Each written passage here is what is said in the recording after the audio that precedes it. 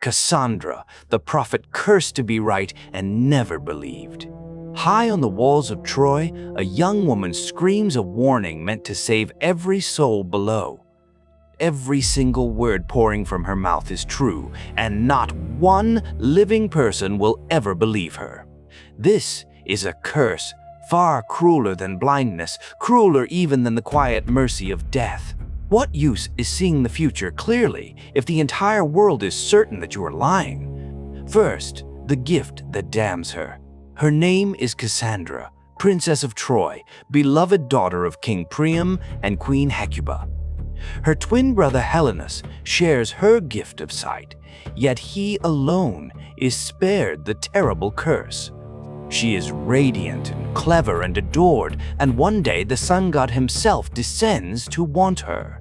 Apollo offers her a gift no mortal has ever held, the power to see true prophecy. She accepts, and the future swings open inside her mind like a great door flooded with daylight. For one shining moment, Cassandra can see every tomorrow arriving long before it ever reaches the world.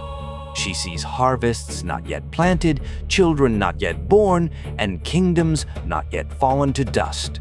Then the god leans close and asks for her love as the price of his glittering gift. And Cassandra, Princess of Troy, looks the radiant god straight in his burning eyes and says no.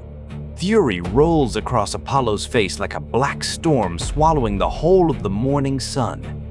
He cannot take the gift back, for a god's gift, once given, can never be unmade. So he does something far crueler instead. He bends close and spits once into her open mouth. Her prophecies will stay flawless forever, and from this hour, no living soul will believe a word. Now, the truth that no one hears. From that day, Cassandra carries perfect truth trapped behind lips that no one alive will trust. She sees her brother Paris sailing home, and behind his ship, she sees all of Troy in flames. She begs her father to turn that ship away, to cast Paris back into the hungry sea.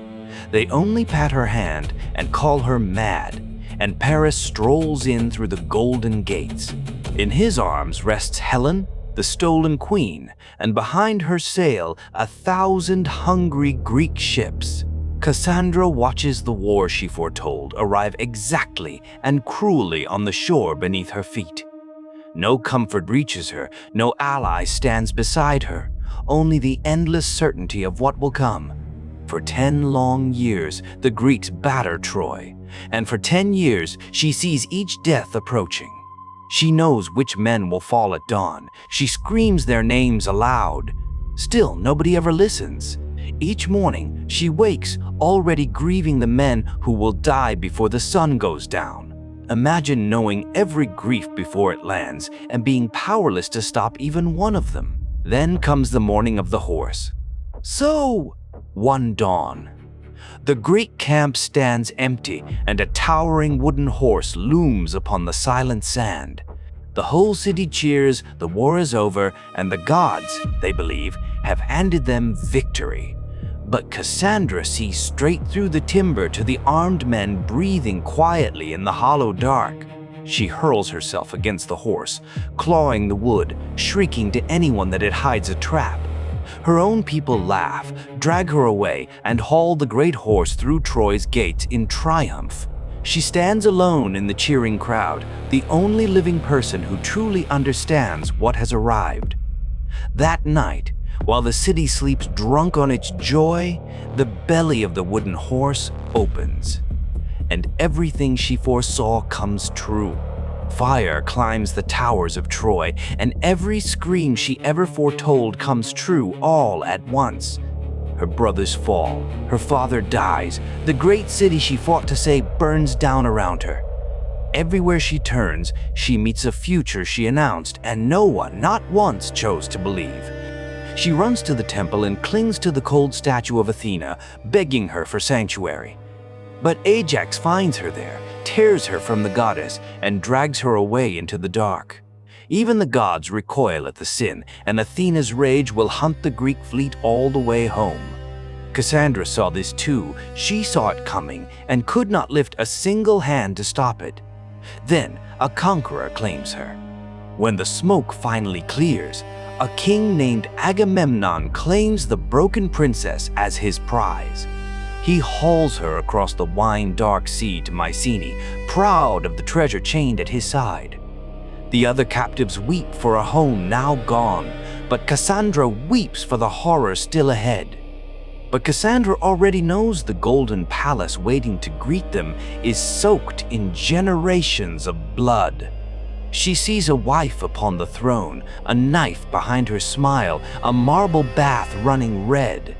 She sees Agamemnon dead. She sees herself dead beside him. She sees every last part of it. And she knows, as she has always known, that no warning will ever change a single thing.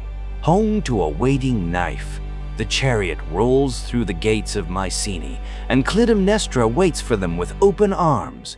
For 10 years, she has nursed her hatred, waiting for the husband who sailed away to war.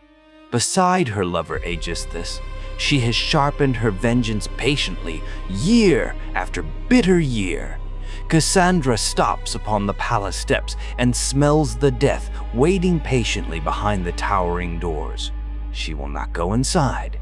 Then she squares her shoulders and walks through those doors anyway, because she has seen this exact moment 1,000 times, and it has never once bent for her.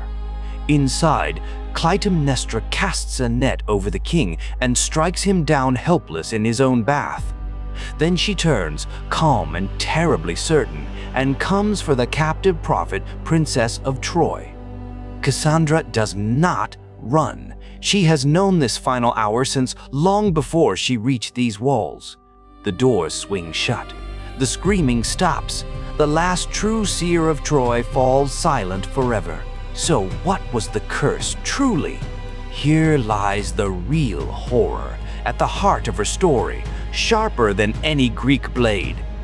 The curse was never truly about shame or a god's wounded pride or a promise she broke. The curse was certainty without any power, perfect knowledge welded forever onto perfect and total helplessness. She saw every coming catastrophe with flawless, open eyes and could prevent exactly none of them. That is the true shape of her torment, to be the only one awake in a dreaming world. Thousands of years later, we still whisper her name whenever the plain truth goes unheard. The expert waved away, the whistleblower silenced, the warning buried in the dark until it is far too late. We call it the Cassandra curse, and every single age discovers it wears a painfully familiar face. The lonely voice proven right only after the ruin it foretold has already come crashing down. The prophet was right. That was the tragedy.